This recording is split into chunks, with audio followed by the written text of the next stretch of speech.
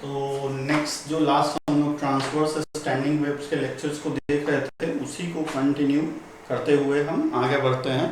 और उसमें अगर कहीं परेशानी हो, दिक्कत हो, तो आप पूछ सकते हो उस लेक्चर में, कहीं भी कोई इशू हो तो पहले आप नोट्स कर बना लेंगे और फिर उसके अकॉर्डिंग अगर कोई भी दिक्कत परेशानी हो तो आप उसमें पूछ सकते हैं। ठीक है, तो आगे हम कंटिन्यू करते हैं उसी लेक्चर को।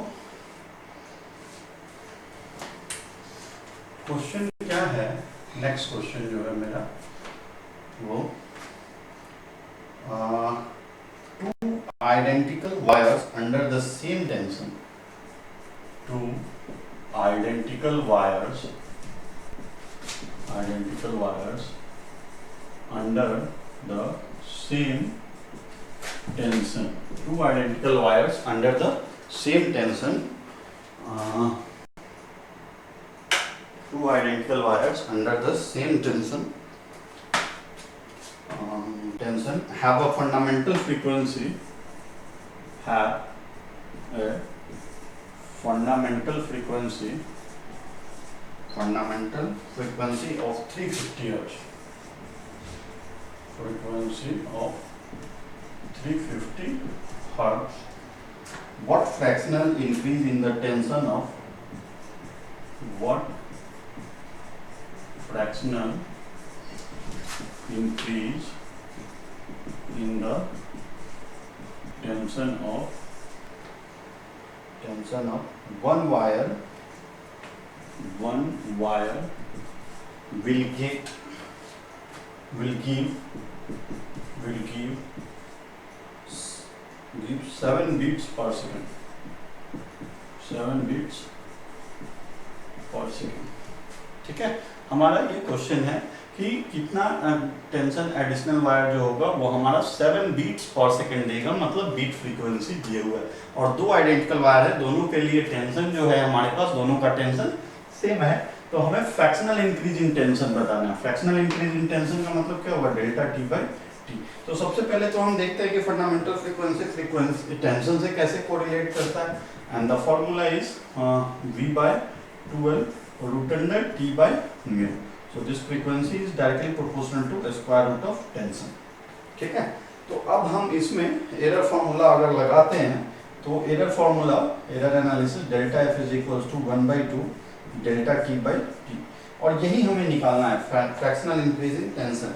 और हमें जो वैल्यू गिवन है fundamental frequency, what we are being given, this F is equals to 350 hertz, और this 7 beats per second means this is delta f, beat frequency, which is equals to 7 beats per second, right? तो जब हम value put करेंगे, this 7 by 350 is equals to 1/2 delta t by t, so delta t by t is equals to 14 by 350, right? और अगर हमसे percentage पूछा जा रहा है, व्हाट फ्रैक्शनल इंक्रीज, तो परसेंटेज अगर पूछा जाएगा, what we will do, we will multiply by 100। तो अगर हम इसको 100 से मल्टीप्लाई कर दें, 25 इंटू 100, दैट इज 4%। सो अगर फ्रीक्वेंसी में चेंज 7 बीट्स पर सेकेंड है, तो हमारा जो टेंशन होगा, that fractional increase in tension, that will be 4%। देखेंगे तो डेल्टा एफ, एरर एनालिसिस अगर आपको याद है, या मैं रिकॉल कर दे रहा हूँ कि अगर कोई भी quantity p directly proportional to r to the power x और s to the power y, तो डेल्टा p बाई p क्या हो जाता है हमारा, x into delta r by r plus y into delta s by s। ये error analysis का concept है जो मैंने यहाँ पे रिकॉल कर दिया एरर एनालिसिस में। तो उसी बेसिस पे, चूंकि frequency is directly proportional to square root of tension, तो यहाँ पे frequency delta F by F is equals to this square root, so 1/2 delta T by T, this is 7/350, 1/2 delta T by T, so this 4%, right? So this is our fractional increase in tension. ठीक है, note करिए इसको, फिर हम लोग next question देखते हैं।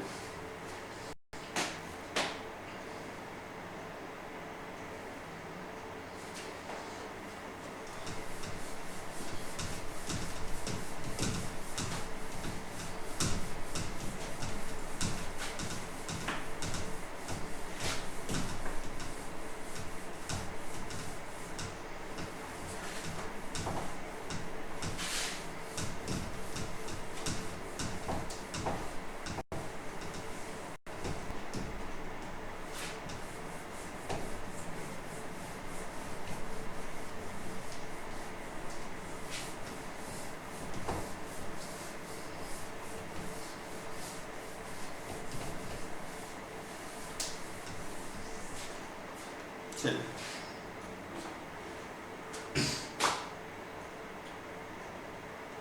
Next question जो है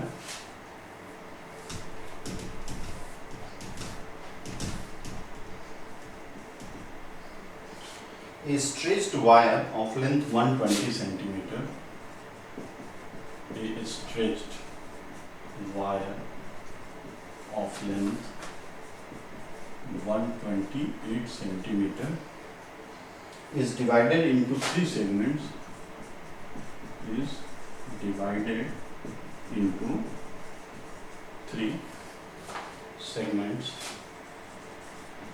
is divided into three segments whose fundamental frequency are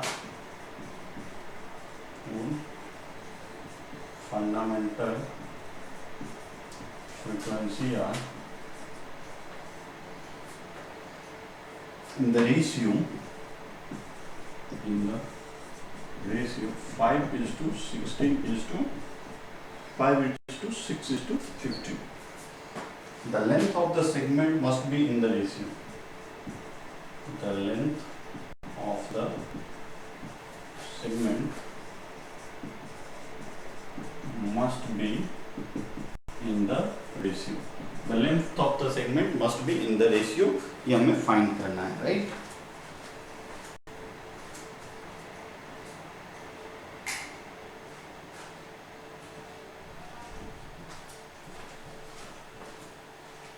The length of the segment must be in the ratio. This we have to find. So सबसे पहले हम क्वेश्चन देख लेते हैं कि हमें क्या क्या गिवन है. एक स्ट्रेच्ड वायर है जिसका लेंथ कितना गिवन है 128 सेंटीमीटर. एक स्ट्रेच्ड वायर है जिसका लेंथ हमें 128 सेंटीमीटर गिवन है और फंडामेंटल फ्रीक्वेंसी का रेशियो जो है 5:6:15 गिवन है ना. तो हम देख लेते हैं कि कितने पार्ट में डिवाइड किया गया, 3 सेगमेंट. तो L1, L2, L3 और ये तीनों सेगमेंट का मिलाकर लेंथ कितना है 128. So the segment of this all three is 128 centimeter. L1 plus L2 plus L3 is 128 centimeter, right? अब फंडामेंटल फ्रीक्वेंसी का हम लेंथ के साथ रिलेशन देखते हैं पहले. तो दिस इज V/2L और we can say this 1/2L root under T by mu. So frequency we can say is inversely proportional to length, right? इस रिलेशन से तो हमें यही मिलता है, frequency is inversely proportional to length. जब ये इनवर्सली प्रोपोर्शनल टू लेंथ हुआ तो we can say this F1 L1 is equals to constant. ठीक है, तो हम ये लिख सकते हैं this F1 L1 is equals to F2 L2 is equals to F3 L3. ये तो सबके लिए कांस्टेंट ही होगा, 3 सेगमेंट है तो तीनों के लिए कांस्टेंट होगा. अब हमारे पास F1 F2 का फ्रीक्वेंसी का कंडीशन गिवन है. तो this 5 L1 is equals to 6 L2. So L1 is equals to 6 L2 by 5. एक रिलेशन मेरा ये आ गया, या यहाँ से मैं लिख सकता हूँ L2 is equals to 5 L1 by 6. L2 L1 के टर्म में आ गया. फिर हमारा दूसरा जो रिलेशन होगा F3 को भी हम L1 के ही टर्म में कोरिलेट कर लेते हैं. तो F1 L1 is equals to F3 L3. F1 का वैल्यू है 5, L1 ऐसे ही रहने देते हैं, F3 का वैल्यू है 15 रेशियो में और ये L3. तो L3 इज इक्वल्स टू 5 3 जा, दिस इज L1 by 3. अब L2 भी L1 के टर्म में आ गया और L3 भी L1 के टर्म में आ गया. तो वहाँ पे हम वैल्यू पुट कर देते हैं. L1 plus 5 L1 by 6 plus L3 L1 by 3 is equals to 128. So what is LCM? 6. So this is 6 L1 plus 5 L1 plus 2 L1 is equals to 128. So this is 13 L1 by 6 is equals to 128. So L1 is equals to 128 into 6 by 13, right? Now L2 क्या हो जाएगा उस basis पे अगर हम निकाले तो L2 is equals to 5 by 6 into L1 120 into 6 by 13. So 6 cancel. So 120 by 8 that is L2. ठीक है, और L3 क्या हो जाएगा? L3 is equals to L1 by 3. So 128 into 6 by 13 by 3. So this is 2. ठीक है, तो what 128 by 3 तो सब में ही है ना, 128 by 13 तो सब में ही है, तो L1 6 is to 5 is to 2. So the length is to 6 is to 5 is to 2. Right, क्योंकि 128 by 13 सब में है तो हम उसका रेशियो ले लेंगे। ठीक है, फिर से मैं इसको रिकॉल कर दे रहा हूँ। क्या हो जाएगा कि हमारा जो तीनों लेंथ सेगमेंट है वो 128 सेंटीमीटर है, तो L1 plus L2 plus L3 that is 128। Frequency किस पे डिपेंड करता है, V/2L और V के जगह √T/μ। तो √T/μ जब हम लिखेंगे तो frequency is inversely proportional to length, और जब ये इनवर्सली प्रोपोर्शनल टू लेंथ हो जाएगा तो हम लिख सकते हैं कि इन दोनों का प्रोडक्ट कांस्टेंट होगा, तो F1L1 is equals to F2L2 is equals to F3L3। जब हम F1L1 यूज करेंगे तो हमें फ्रीक्वेंसी गिवन है this F1 is to F2 is to F3 that is 5 is to 6 is to 15। this F1 is to 5 is to 6 is to 15, तो 5L1 is equals to 6L2, तो L1 का value आ गया 6, या L2 का value L1 के term में आ जाएगा 5L1 by 6। F1L1 is equals to F3L3, तो 5L1 is equals to 15L3, तो L3 का वैल्यू आ जाएगा that is L1 by 3, तो L3 का वैल्यू आ गया L1 by 3। नाउ अगर हम तीनों को ऐड करें L1 plus L2 plus L3, L1 plus L2 plus L3, तो ये वैल्यू जो होगा LCM 6L1 plus 5L1 plus 2L1, तो ये 128, तो L1 का वैल्यू आ गया 128 by 30। ये देखिए ये सब में ही होगा क्योंकि L1, तो अगर हम इसको सिंप्लीफाई कर दें तो हमें लेंथ का रेशियो जो निकालना होगा तो क्या आ जाएगा 6 is to 5 is to 2। This is our desired answer for this question, right. Now next question जो है, ये सब सारे क्वेश्चन ट्रांसवर्स स्टैंडिंग वेव से हैं जो हम देख रहे हैं, और ये इसका लास्ट क्वेश्चन होगा।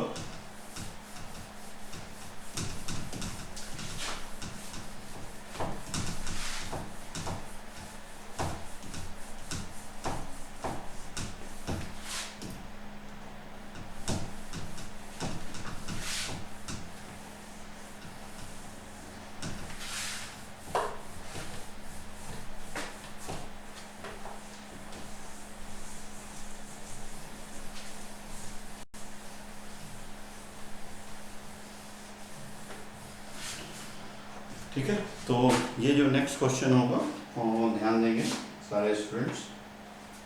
क्वेश्चन मैं लिखता हूँ पहले और फिर आप उसको नोट करेंगे। इन बिटवीन अगर कोई डाउट हो you can ask. Next question, A tuning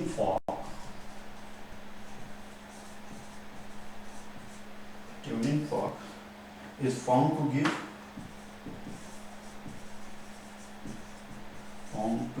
give 20 beats per second, 20 beats in 12 seconds, 20 beats in 12 seconds when sounded in conjunction with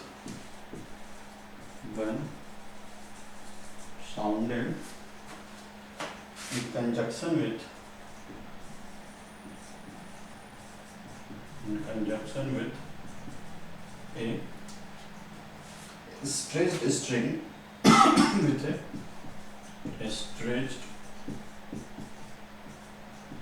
string vibrating under a tension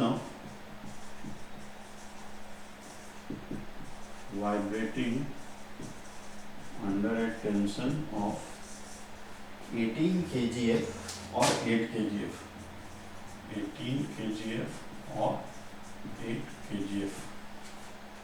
Calculate the frequency of the fork. Calculate the frequency of the fork. Calculate the frequency of the fork. So हमें क्या given है, form to give 20 bits in 12 second, मतलब 12 second में 20 bits है, 12 second 20 beats. तो in 1 second how much beat? 20 by 12. 1 second how much beat? 20 by 12. That is 10 by 6 and it is 5 by 3. 1 second 5 by 3 beats. With a stress under a tension of 18 kgf or 8 kgf. 18 kgf or 8 kgf. Calculate the frequency of the torque. तो frequency tension पे कैसे depend करता है पहले वो देख लेते हैं. This is T by mu, right? So F1 by F2, what we can write, this F1 by F2 is directly proportional to T1 by T2. ठीक है. अब F1 by F2 एक तो अगर हमारा डायरेक्टली प्रोपोर्शनल है तो फ्रीक्वेंसी घटेगा तो टेंशन भी घट जाएगा. तो F minus 5/3 by F plus 5/3 is equal to, ये तो कांस्टेंट रहेगा और यहाँ पे हम लिख लेंगे 80/100. This is 4 5. अब इसको सॉल्व करने के लिए हमारे पास एक टेक्निक है कि हम स्क्वायर कर देते हैं. ये तो कांस्टेंट है तो हम on squaring both side, on squaring both sides what we will get, square करेंगे तो f माइनस 5/3 का होल स्क्वायर f प्लस 5/3 का whole square is equals to 4/5. तो स्क्वायर करेंगे तो f square plus 25/9 minus 10f/3 is equals to upon f square plus 25/9 plus 10f/3 is equals to 4/5.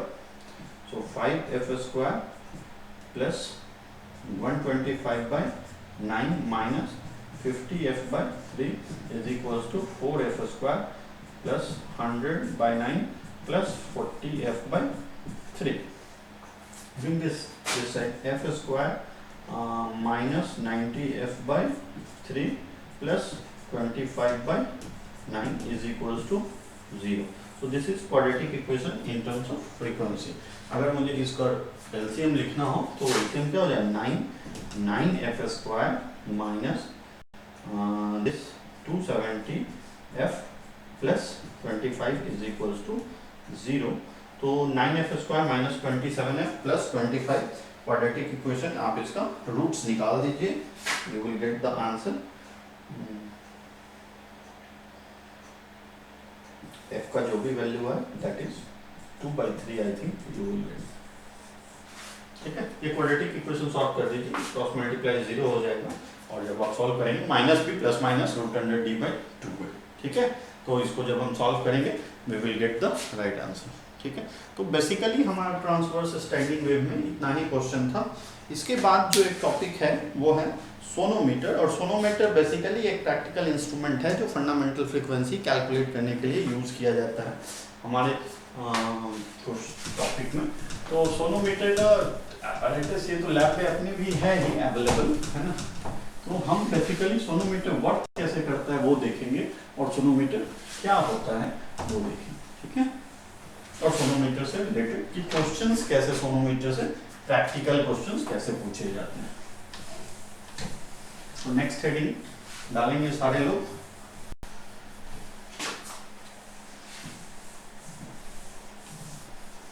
Sonometer.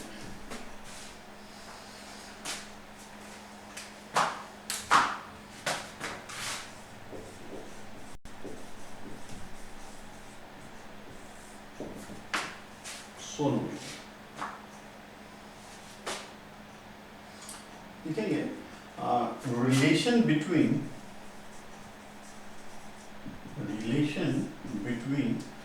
Frequency length of string, frequency length of string,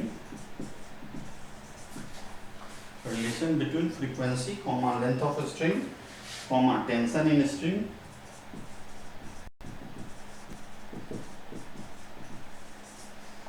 tension in a string and linear mass density of a string and linear mass density of a string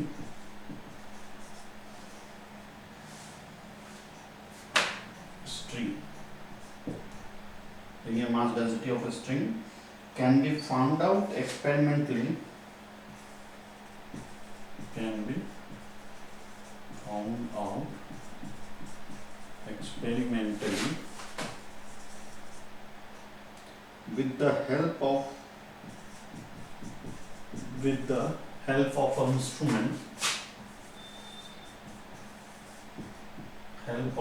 instrument called sonometer. ठीक है, क्या क्या निकाल सकते हैं? Relation between frequency, length of string, tension in the string and linear mass density of a string can be found out experimentally with help of instrument called sonometer। इसे instrument से calculate कर सकते हैं with the help of sonometer, और यही हमारा instrument है जो इन चारों चीजों को कैलकुलेट करता है।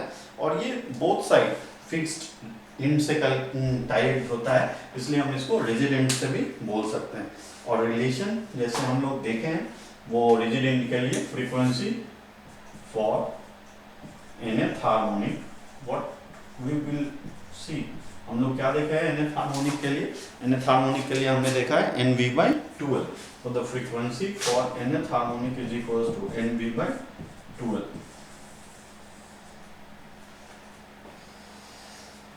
For this we can say that N/12 root under T/mu। So law of length is equals to this frequency directly proportional to 1/L। Law of tension, this frequency directly proportional to square root of tension, and law of mass, this frequency directly proportional to law of mass, that is inversely proportional to square root of mu, and mu is equals to mass per unit length। Basically frequency में हमारा यही है, और इन्हीं चीज़ों sonometer में हम इन्हीं चीज़ों को कैलकुलेट करके वैल्यू हम निकालेंगे। ठीक है, तो बेसिकली सोनोमीटर में हमारे पास क्या क्या है? Either we can calculate frequency, length of the string, tension in the string. तो फ्रीक्वेंसी इन्हीं सारे फॉर्मूले पे डिपेंड करता है। फ्रीक्वेंसी का फॉर्मूला जो हमारे पास है, this fundamental nth harmonic, this V/12, और वेलोसिटी क्या होता है? Tension upon mass per unit length, tension upon mass per unit length, जिसको हम म्यू बोलते हैं, है ना, लीनियर मास डेंसिटी। ये तो लॉ ऑफ लेंथ यहाँ जब आप देखोगे तो इनवर्सली प्रोपोर्शनल टू लेंथ। ठीक है, law of tension directly proportional to square root of tension, और law of mass direct inversely proportional to mu. ठीक है, तो ये हमारा रिलेशन हो गया, और सोनोमीटर के बेसिस पे जो क्वेश्चंस हैं उसको हम लोग देख लेते हैं। नोट करना है, इसको नोट कर लीजिए, जस्ट नोट इट डाउन।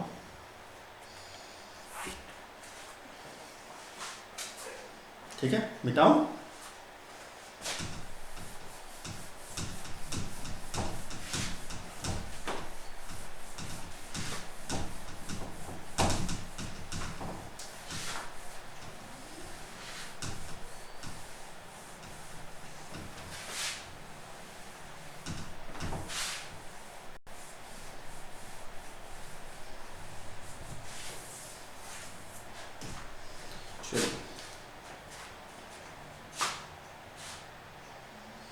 जो क्वेश्चन है उसको हम लोग देखते हैं। What should be the percentage change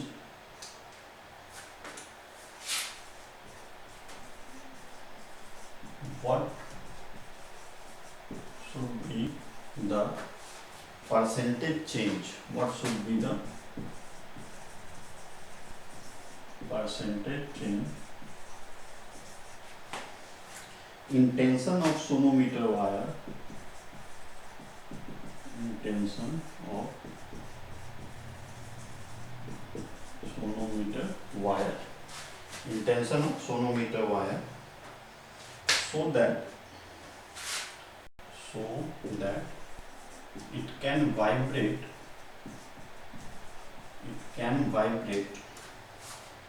in 2 octave higher frequency, in 2 octave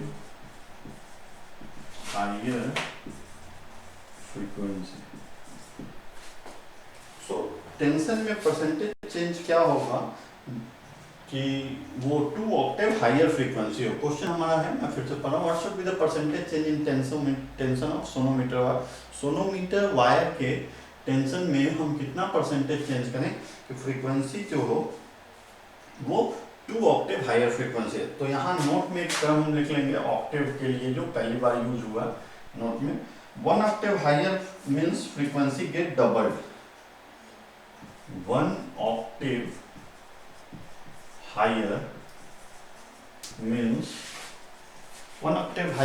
frequency gets doubled. Frequency gets doubled. So 2 octave higher means 2 octave higher means frequency become 4 times. Frequency become 4 times.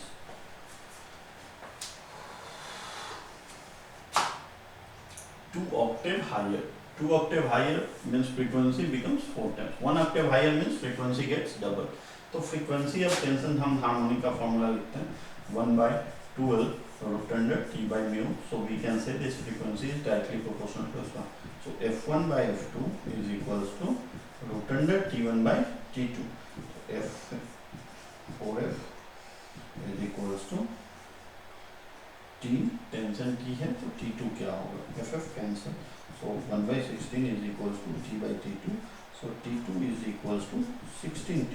तो percentage change का formula क्या होता है, percentage change के लिए formula क्या लिखेंगे, change, तो पहले T1T है और अब T2 16T है, तो percentage change into 100 by initial value, तो चेंज कितना का होगा 16T minus T into 100 by T, so 15T into 100 by T, so the correct answer is 1500%।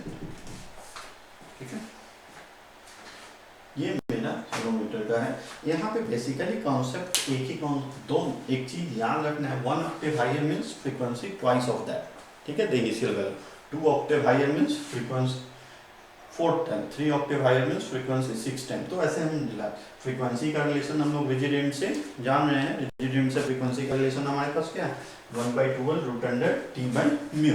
तो टेंशन जब हम फ्रीक्वेंसी निकालेंगे तो ये directly proportional to square root of tension हुआ, directly proportional to square root of tension मतलब F1 by F2 is equals to root under T1 by T2, और 4 times हो रहा है तो F, तो ये 4F, T1T है तो T2 का वैल्यू यहाँ स्क्वायर किए तो ये FF कैंसिल 1/4, स्क्वायर रूट खत्म करने के लिए squaring both side 1/16 T by T2, so T2 is equals to 16T।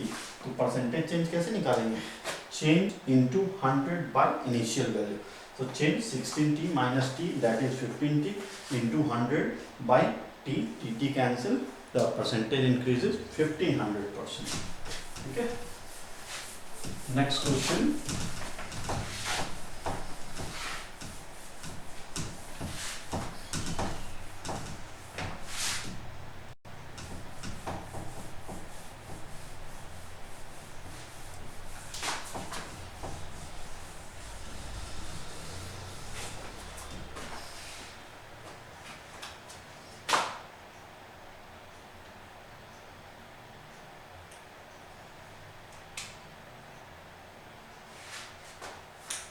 next question हम देखेंगे question 2।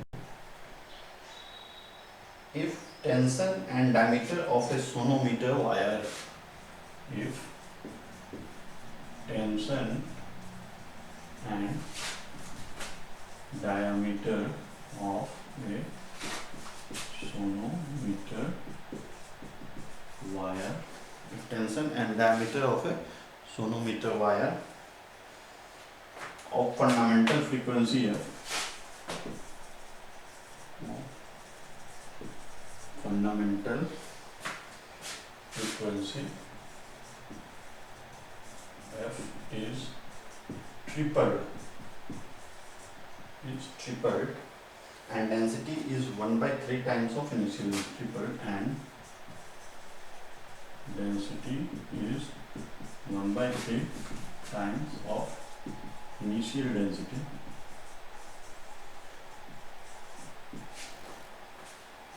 is 1/3 times of initial density.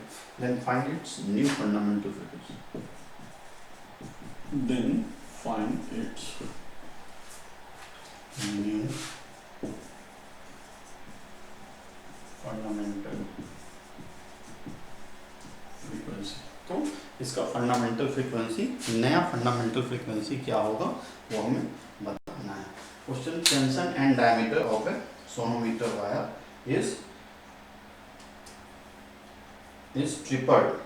ठीक है, तो हमें डेंसिटी बताना है और ये बताना है. ठीक है, तो हम क्या करते हैं कि सबसे पहले फ्रीक्वेंसी का रिलेशन देखते हैं. F is equals to 1/2L√T/μ और mu is equals to mass per unit length. तो हम इसको पहले उस टर्म में कन्वर्ट करते हैं, T मास पर यूनिट लेंथ. और मास को हम क्या लिख सकते हैं, density is equals to mass by volume. तो मास को हम लिख सकते हैं डेंसिटी इनटू वॉल्यूम. ठीक है, तो अगर हम रिलेशन देखें तो हमारा रिलेशन जो है वो टेंशन और इसके साथ डायमीटर है ना, टेंशन एंड डायमीटर, टेंशन भी है और डायमीटर भी. तो वॉल्यूम को हम क्या लिख सकते हैं, एरिया इनटू लेंथ. सो फ्रीक्वेंसी जो है वो इनवर्सली प्रोपोर्शनल टू हो गया, डायरेक्टली प्रोपोर्शनल टू टेंशन हो गया और एरिया के. Frequency is tripled and density is 1/tension, and if tension and diameter of a sonometer wire of fundamental frequency F is tripled and density 1/3 times of initial density. क्या क्या triple किया गया है, frequency, diameter को triple किया गया है और एरिया को. तो एरिया का फॉर्मूला हम देख लेते हैं डायमीटर के टर्म में, πd²/4. तो अगर मैं यहाँ पे लिखूँ √T row πd²/4, so this is πd²/4. तो ये तो कांस्टेंट ही रहेगा.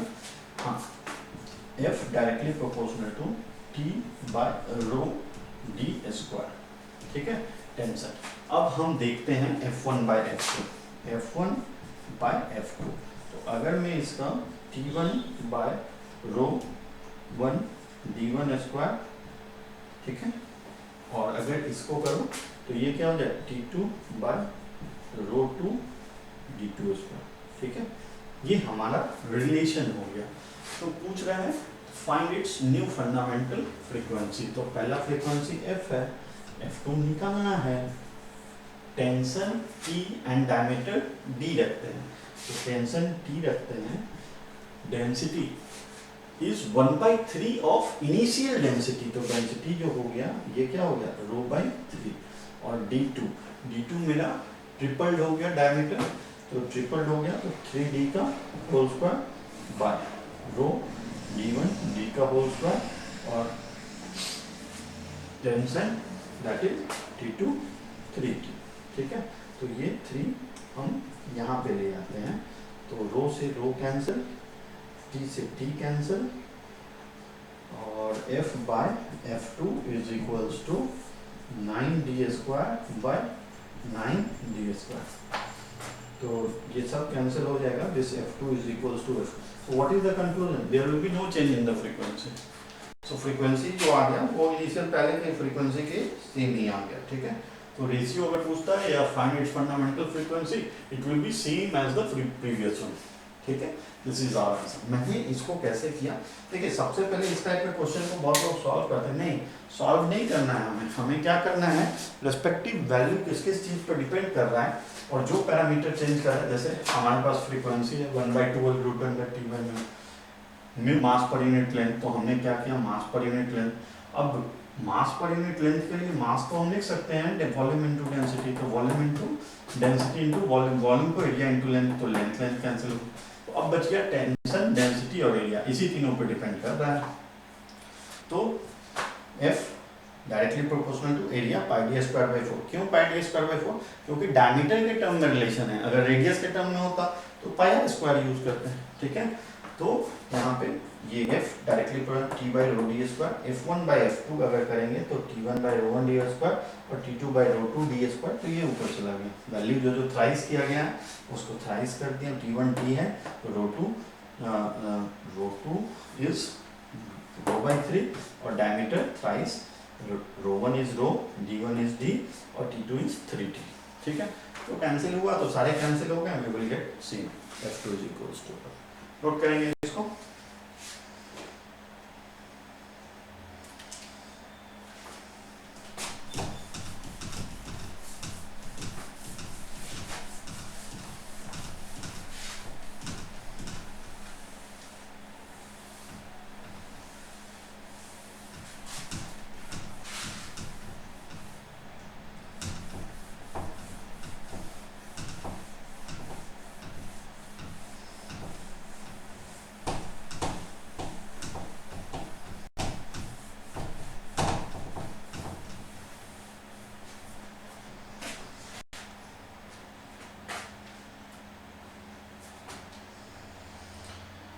नेक्स्ट क्वेश्चन जो है वो है bridges of a sonometer wire,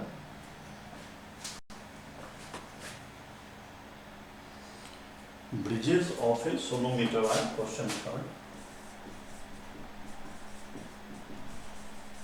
bridges of a sonometer wire are arranged in such a way, are arranged in such a way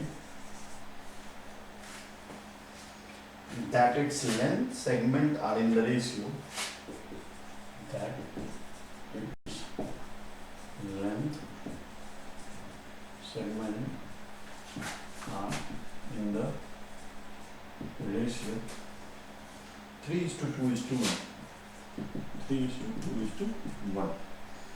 Calculate the ratio of fundamental frequency, calculate the ratio of fundamental frequency, ratio of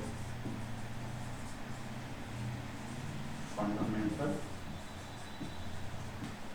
frequency of vibration for the signal, of vibration for the segments, for vibration for the segments, ठीक है। तो bridges of a sonometer wire length का ratio हमें given है और हमसे क्या पूछ रहा है, रेशियो ऑफ फंडामेंटल फ्रीक्वेंसी, ठीक है। तो हम जान रहे हैं f is equals to √t by mu, so frequency is inversely proportional to length, तो f1 is to 2 is to f3, अगर हमें निकालना होगा तो 1 by L1 1 by 2 1 by 3 1 by 2 to 1 by 1, और LCM अगर निकालना, इसका अगर रेशियो निकालना तो LCM ले लीजिए, ये क्या हो जाएगा 2:3:6। इसका रेशियो निकालने के लिए क्या करेंगे, 3 2 का डिनोमिनेटर का एलसीएम लेंगे और इधर मल्टीप्लाई कर देंगे सब न्यूमरेटर को, 6 तो 6/3 2, 6/2 3, 6/6, ठीक है, 6 से मल्टीप्लाई। तो ये हमारा डायरेक्टली रिलेशन हो गया।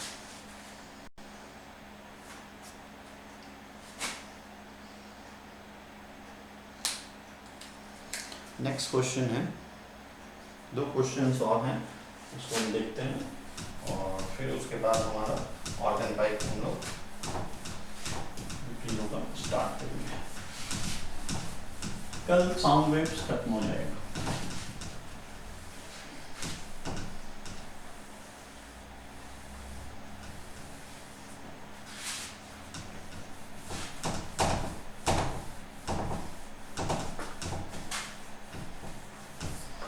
कल हमारा साउंड वेव्स खत्म हो जाएगा। चलो हाँ, क्वेश्चंस देखते हैं। क्वेश्चन है नेक्स्ट, 4th क्वेश्चन जो है हमारा, देखेंगे सब लोग। The fundamental frequency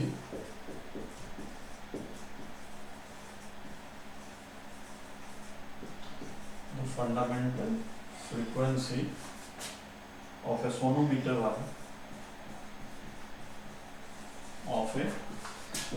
wire is increased by 9 hertz. Increased by 9 hertz. Increased by 9 hertz. If its tension is increased by 69%, if its tension is increased by 69%, keeping the length constant, keeping the length constant, find the change in fundamental frequency of sonometer wire. Find the change in fundamental frequency of sonometer wire when the length of wire is increased by 50%. When the length of wire is increased by 50%, keeping the original tension in the wire. Keeping the original tension in the wire. ठीक है, ये हमारा question है जो हमसे पूछा गया है और मैं इसको रीड कर रहा हूँ एक बार. The fundamental frequency of sonometer wire is increase by 9 hertz. 9 hertz से बढ़ जा रहा है. If its tension is increase by 69%, keeping the length constant. तो अगर टेंशन 69% से हम बढ़ा रहे हैं तो फ्रीक्वेंसी जो है वो 9 हर्ट्ज से बढ़ रहा है, keeping the length constant. Find the change in fundamental frequency of sonometer wire when the length of wire is increased by 50%, keeping the original tension in the wire. मतलब और टेंशन को हमने नहीं बदला है, तो जब टेंशन को हम 69% बढ़ा रहे हैं, सो न्यू टेंशन मेरा क्या हो जाएगा? This is 1.69 T, right? तो F का फॉर्मूला क्या है? V/2L, और we can say this is 1/2L root under T by mu. So square root of this tension. तो अगर हम F1 by F2 कर रहे हैं तो ये क्या हो जा रहा है? root under T1 by T2. और अगर F1 मेरा F है तो F2 का वैल्यू, F2 जो है F plus 9 हो जा रहा है. तो टेंशन 69% बढ़ा रहे हैं, मतलब 1.69 T की है. ठीक है, आप इसको रेसिप्रोकल, अगर इसको मैं रेसिप्रोकल कर दूं तो रिलेशन ये हो जाएगा F 1.69 T by T cancel, तो 1.69 1.3. so F plus 9 is equals to 1.3. F plus 9 is equals to 1.3 F. So this 0.4F is equals to 9, or F is equals to 9/0.4, that is 90/4 Hertz. The frequency is 90/4 Hertz. तो ये हमारा actual frequency आ गया. ठीक है, 1.3F और 1.3F से 1.3F से 1F minus होगा, दिस बिकम 0.3, और 0.3 अगर डिवाइड करेंगे तो ये 30 hertz. This frequency fundamental frequency F equals to 30 hertz. तो अब हमसे कहा जा रहा है कि अब फ्रीक्वेंसी देखिए, टेंशन कांस्टेंट है. टेंशन कांस्टेंट है, किस पे डिपेंड कर रहा है? Inversely proportional to length. तो F1 by F2 हम क्या लिख सकते हैं? L2 by L1. और लेंथ कितना बढ़ा दिया गया? 50%. तो हमारा F1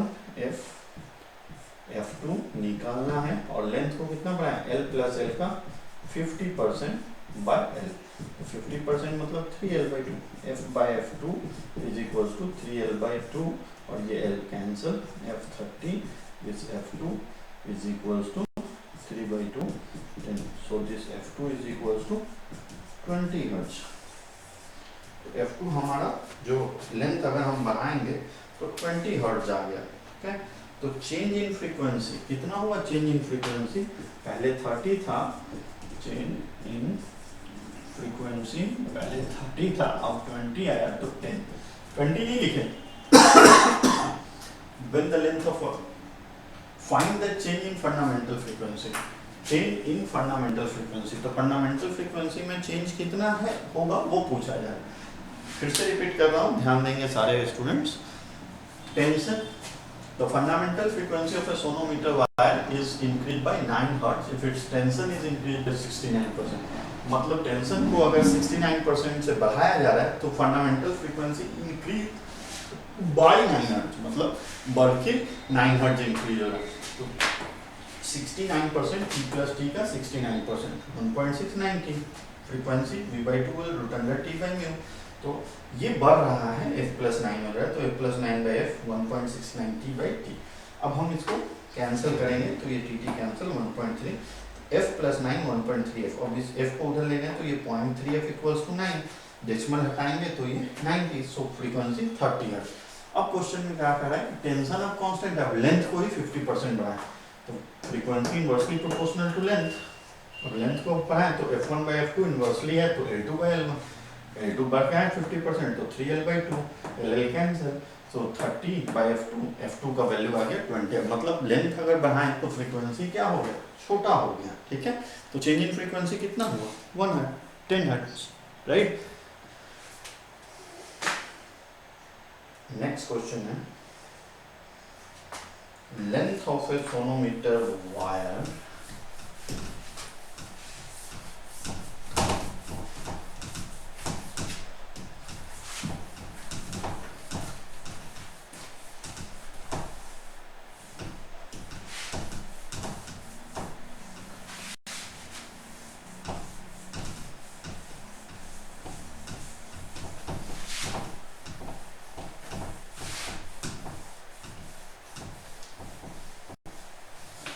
length of a sonometer wire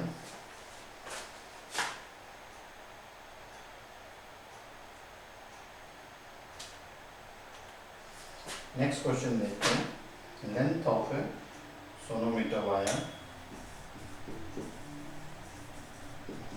length of a sonometer wire is either 80 centimeter, is either 80 centimeter or 100 centimeter, 100 centimeter in both the cases. Both the cases, a tuning fork produces a tuning fork produces 5 beats per second. 5 beats per second. 5 beats per second. 5 beats. Then find the frequency of tuning fork. Then find the frequency of tuning fork. इस tuning fork की frequency बताइए, अगर 5 beats given है तो उस case में क्या होगा, है ना। तो सबसे पहले हम देखते हैं कि सोनोमीटर वायर जो है वो लेंथ के साथ frequency F is equals to 1/12 root under T by mu. This frequency is inversely proportional to length, मतलब लेंथ अगर बढ़ाएंगे तो फ्रीक्वेंसी घटेगा। अब 5 बीट्स है तो हम क्या लिख सकते हैं, F1 by F2 is equals to L2 by L1। ठीक है, और लेंथ अगर हम बढ़ा रहे हैं तो फ्रीक्वेंसी घटेगा, लेंथ अगर हम बढ़ा रहे हैं तो फ्रीक्वेंसी घटेगा। F minus 5 by F plus 5, यहाँ हमने लेंथ कम किया तो फ्रीक्वेंसी घटेगा। ठीक है, तो 80 बाई 100। ठीक है, तो दिस बिकम्स 4 5, तो 5F minus 25 is equal to 4F plus 20। ठीक है, और अगर हम इसके फ्रीक्वेंसी को सॉल्व करें तो F is equal to 45, F is equal to 45 hertz, this is the frequency. ठीक है, बहुत बार ऐसे भी लिख सकते हैं बहुत सारे स्टूडेंट, जरूरी नहीं है मैं जो लिखा हूँ F plus 5 by F minus 5, चूंकि फ्रीक्वेंसी बढ़ेगा तो लेंथ घटेगा, तो F प्लस 5 के लिए ये क्या हो जाएगा यहाँ पे 100/80 और इसको हम सॉल्व करेंगे, ठीक है, क्योंकि L2 लिखना है ना, तो L2 के लिए 100, ठीक है। तो इस तरीके से इससे भी सॉल्व करेंगे तो वही आंसर आएगा 5/4 4f + 20 is equal to 5f - 25 f is equal to 45 hertz, ठीक है।